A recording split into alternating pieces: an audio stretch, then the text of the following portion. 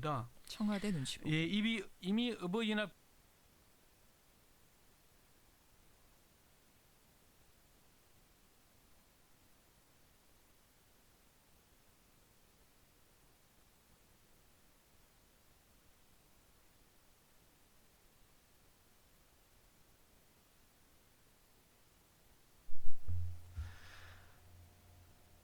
네, 안녕하십니까. 네, 2016년 5월 12일 아침 휴양 방송 시작하도록 하겠습니다. 네, 안녕하세요. 네, 안녕하세요. 좋은 아침입니다. 네, 네, 네, 우선 10일 날 글로벌 이슈를 좀 살펴보도록 하겠습니다. 어제 같은 경우에는 뉴욕 증시는 경기 지표의 호조와 국제 유가 상승, 네, 상승의 원자재 에너지 업종이 강세를 나타내면서 일제히 상승 마감을 한 걸 확인할 수 있었고요. 그리고 미국 같은 경우에는 3월 도매 재고는 전월 대비 0.1% 증가하면서 시장 전망치에 부합하는 걸 볼 수 있었습니다. 그리고 국제 유가 같은 경우에는 캐나다 산불과 나이지리아 반군 원유 생산 시설 공격으로 생산량이 감소한 것으로 전망이 되면서 WTI도 상승하는 걸 볼 수 있었고요. 나이지리아 반군 공격에 의해서 기존 생산량에 비해서 10% 정도 감소한 것을 확인할 수 있었습니다. 그래서 WTI도 원유 국제 유가도 전부 다 상승 마감을 한 걸 볼 수 있었고요. 그리고 1분기 S&P 500 같은 경우에는 10개 업종 가운데 6개의 업종이 순이익과 매출이 마이너스를 기록하면서 2분기 실적 역시 나빠질 것으로 전망이 되고 있습니다. 글로벌 이슈에 대해서 잠깐 살펴봤고요. 국내 증시를 좀 살펴보자면 코스피 같은 경우는 어저께 2.4포인트 정도 하락하면서 마감이 됐고요. 그리고 코스닥 같은 경우에는 3.7포인트 오르는 것을 확인할 수 있었습니다. 다들 아시다시피 오늘 옵션 만기일입니다. 네, 그래서 어저께 외국인 같은 선물에서 매도 물량이 전부 다 쏟아져 나왔고요. 그리고 어저께는 또 코스피 같은 경우는 금융투자 기관계에서 많은 매도 물량을 쏟아져 나온 거를 볼 수 있었어요. 그리고 원화도 지금 하락을 한 걸 볼 수 있었죠. 약세를 보이고 있고 원화 약세에 따른 수출의 호재 같은 건 있겠지만 이제 원화와 이제 달러 변동에 대해서 주의를 하셔야겠습니다. 네, 그리고 어저께 비차익 같은 경우에는 처음에는 물량을 털어내다가 매도세를 취하다가 나중에 좀 매수세가 좀 들어오면서 보합권을 유지할 수 있었어요. 네, 어저께 좀 떨어진 것도 제가 방송을 어제 방송을 했지만 조심하셔야 된다 했지만 지금 FOMC 같은 경우에도 6월 달에 있으니까 관망세에 있지 않나라고 생각이 듭니다. 네, 그리고 국내 증시는 10일 저가 매수에 의해서 반등 이후에 추세를 이어갈 만한 모멘텀도 없을 뿐더러 차익 물량의 혼조세를 보이고 있었고요. 그리고 제가 말씀드렸다시피 오늘 옵션 만기일 그리고 내일 어, 한국은행의 금융통화위원회 그리고 미국과 중국 경기지표 발표를 앞두고 경계 심리가 확대를 시키고 있는 걸 볼 수 있었습니다. 그리고 외국인이 선물에서 매도 강세를 나타낸 것은 이미 말씀드렸다시피 어, 전체적인 증시의 하락 압력으로 작용한 거라고 생각하시면 됩니다. 그리고 글로벌 이벤트와 불확실성으로 좁은 박스권에서 변동성 흐름을 계속 이어갈 것으로 생각이 들어요.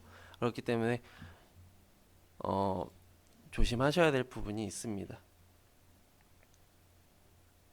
네, 지금 회원분들이 말씀해 주시는 게 무슨 이유에서 말씀을 해 주시는 건지 알겠습니다. 맞습니다. 어저께 같은 경우에는 반영이 되어서 그런지 어제 같은 경우에는 선반영이 되어서 어제 힘을 못 쓰는 상태라고 보시면 되고요. 그리고 미국 증시 같은 경우는 1% 넘게 하락한 걸 봤습니다. 당연합니다.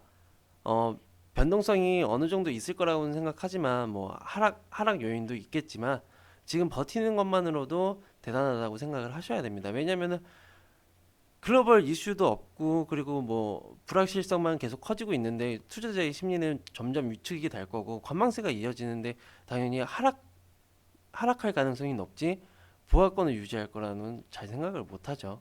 네, 그렇기 때문에 다들 조심하게 투자를 하셔야 되고 항상 흐름을 파악을 하시고 투자를 하셔야 되는 게 맞습니다. 그리고 기술적으로 보나 코스피 지수를 기술적으로 보면은 어제 같은 경우에는 뭐 유동성이 거의 없다고 보셔도 무방합니다. 뭐 어제 같은 경우에는 반등을 보여줬지만 그저께 같은 경우에는 반등을 보여줬지만 어제 같은 경우에는 뭐 보합권을 유지할 수 있다는 거를 다들 느끼실 수 있을 거라고 생각이 들고요. 그리고 금융투자에서 중심으로 금융투자를 중심으로 매물이 쏟아지면서 지수를 끌어내린 거를 확인할 수 있어. 어저께 장 초반 시작하고 나서 계속 지수가 떨어졌었죠. 떨어졌는데 비차익도 그때 매도세가 나왔었고요. 근데 외국인이 비차익을 통해서 나중에 순매수량을 늘리면서 부하권까지 반등을 한 거라고 보시면 됩니다. 네. 그리고 삼성전자를 비롯해서 대형 IT, 운수장비, 철강, 조선, 건설 등이 반등세를 보였던 건 경기 민감주들이 약세로 전환하였으며 국제 유가 상승에 화학, 정유 업종들이 강세를 보였다고 생각하시면 됩니다. 네.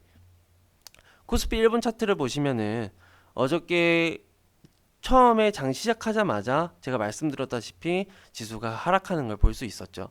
그리고 장 이후에 오전장 이후에 오후장부터 이제 매수세가 들어오면서 보합권을 유지하는 걸 볼 수 있었고요. 그리고 어저께 같은 경우에는 기관계 금융투자들이 전부 다 매물대를 쏟아내면서 지수를 끌어내린 거라고 장 초반에는 생각할 수 있었는데 나중에는 연기금도 뭐 많이 들어오지는 않았고 외국인들이 매수를 하면서 순매수량이 늘면서 보합권까지 그나마 유지를 할 수 있었다는 거 이 점 주의를 해두셔야 됩니다. 그리고 어저께 코스피 특징주를 좀 살펴보자면 해티제가식품 같은 경우에는 이제 14년 만에 다시 재상장을 했죠. 그래서 상한가를 찍은 걸 볼 수 있었고요. 그리고 경동나비엔 북미 시장 매출 확대에 의해서 환율 영향으로 1분기 호실적이라는 걸 확인할 수 있었습니다. 네, 맞습니다. 첫날부터 상한가를 찍었죠. 네, 맞습니다. 그래서 경동나비엔 같은 경우는 17% 이상 상승하는 걸 볼 수 있었고요. 청월컴넷 같은 경우에는 월메이드 예당 인수자금 위해서 뭐 자금을 수혈한 걸 뭐 확인하고 2.2% 정도 상승 마감을 했습니다. 그리고 코스모 신소재 같은 경우에는 코스모 화학이 보유한 39% 지분을 매각을 했죠. 추진을 했죠. 그래서 상한가를 찍은 걸 볼 수 있었고 미래 ING 같은 경우에는 사업의 다각화 그리고 경영권 확보를 통해서 포비스TNC 지분을 인수를 하면서 7% 상승 마감한 거를 볼 수 있었습니다. 네네. 그리고 코스닥을 살펴보자면 어저께 코스닥 같은 경우에는 3.7포인트 상승을 했습니다. 네.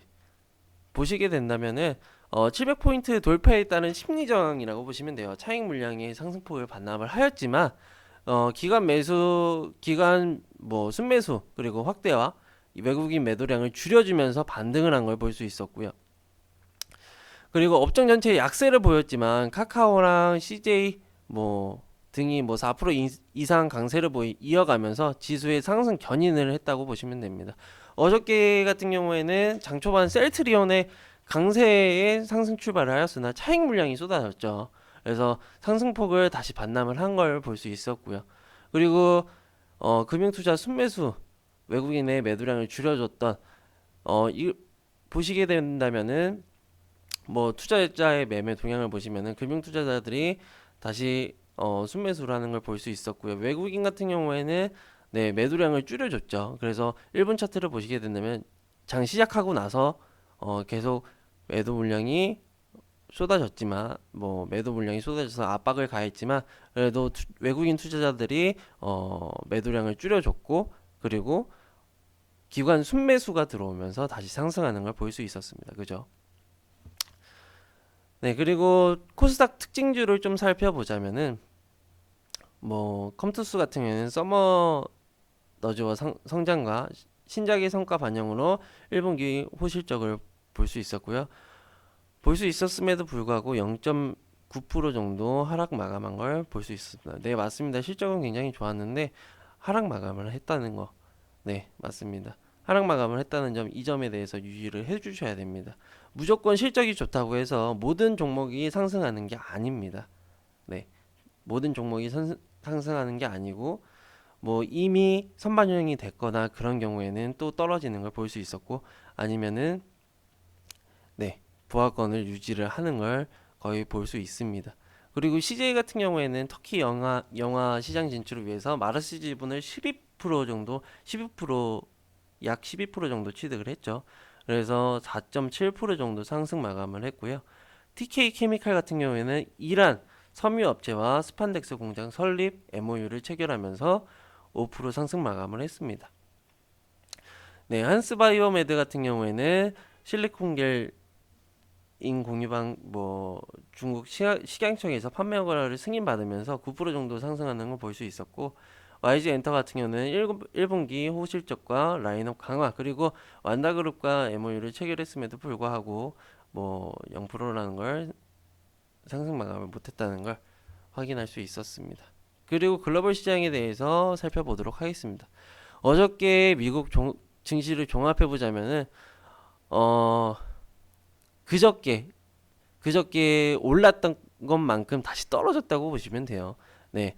뭐 다우지수 같은 경우는 1.2% 하락 마감을 했고 그리고 나스닥 같은 경우는 1% 하락 마감을 했습니다. 네, 맞습니다. 많이 떨어졌습니다. 뉴욕 증시 같은 경우는 소비 지출에 대한 우려와 헬스케어 업종의 부진이 있었죠. 아, 당연하죠. 저희 나라에도 뭐 국내 증시에도 영향이 당연히 있을 거라는 거 생각을 합니다. 뭐 글로벌 증시를 네네 그죠. 글로벌 증시에 저희 뭐 내수 시장이 뭐 영향이 없다 하면은 말이 안 되는 것 같고요. 저희 나라에도 당연히 영향이 있을 거라는 거 염두를 해두시고 신중하게 결정을 하시기 바랍니다. 네, 그리고 S&P 같은 경우는 소비재 업종 지수는 2% 정도 하락하는 걸 볼 수 있었고, 그리고 소비 지출 3분기 염석 감소와 1분기 성장률 둔화는 소비 부진에 대한 우려를 증가시켜서 뭐 하락 마감을 한 걸 볼 수 있었습니다. 그리고 미국 최대 백화점인 체인인 뭐 메이시스 실적이 예상치보다 못 미치면서 15% 급락이 나왔습니다. 실적 전망 하향에 의외에 뭐 내수 시장 연기에 대한 투자자들의 회의적인 시각이 반영이 됐죠. 그리고 국제 유가 같은 경우에는 미국 원유 재고가 6주 만에 감소했다는 소식이 들려와서 신흥국 중심으로 원유 소비가 늘어날 것으로 전망해서 WTI 같은 경우에는 상승 마감을 한 걸 볼 수 있었고요. 유럽에서는 은행주 실적 실망감에 따른 하락으로 4일 만에 하락 저단으로 확인할 수 있었습니다. 네, 지표가 안 좋게 나오면은 글로벌 금융에서나 아니면 금융 뭐 글로벌 이슈 같은 거에 대해서 정확하게 지표가 안 나오게 돼버리면은 점점 디플레이션이 강화된다고 생각하시면 되고요. 뭐 경기 부양책이나 이런 걸 내놓을수록 뭐 분명히 경기는 좋아질 수도 있겠지만 지금 같은 경우에는 뭐 FOMC나 뭐 글로벌 이슈도 없는 상황에 따라서 좀 기대하기는 힘들 것으로 생각이 들어요. 그래서 다들 조심하게 뭐 투자를 하셔야 되고요. 그리고 항상 흐름을 지켜보셔야 된다는 점에 대해서 생각을 해두셔야 됩니다. 그리고 금일 시장 관전 포인트 같은 경우에는 어저께 같은 경우에는 저희가 방향성을 봐야 된다. 하락 가능성이 높다. 흐름을 지켜봐야 된다. 투자자들은 다 관망세다라고 말씀을 드렸는데 오늘 같은 경우에는 방향성이 없는 박스권 유지될 것으로 생각을 합니다.